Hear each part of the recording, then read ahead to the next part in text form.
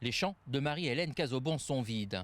Elle a jusqu'à 27 000 canards au plus fort de son exploitation. Mais depuis janvier et les premiers abattages, plus rien. Voilà, tout est vide, tout est voilà. Ça a été c'est lavé, désinfecté et on refera encore certainement dès qu'on nous annoncera une date de reprise, on repassera tous les bâtiments pour être bien sûr que voilà que tout est fait dans les règles. On ne veut prendre aucun risque. La décision d'abattre tous les canards dans les Landes, elle l'attendait. Tous les jours, ce sont des nouveaux cas qui tombent.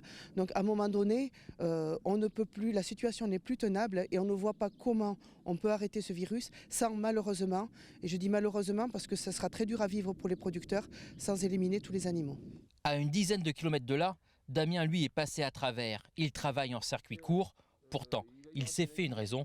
Il sait qu'il faudra tout abattre. De dire qu'on n'est pas touché, c'est assez dur. Mais par contre, on sait qu'on a des collègues qui sont comme moi, en autarcie, en circuit fermé, circuit court, et qui eux sont touchés, et je les côtoie tous les jours. Donc on se disait, on ne peut pas toujours rester indemne. On sait qu'un jour, ça va nous tomber dessus. Donc par chance, ce n'est pas le virus qui va me tuer.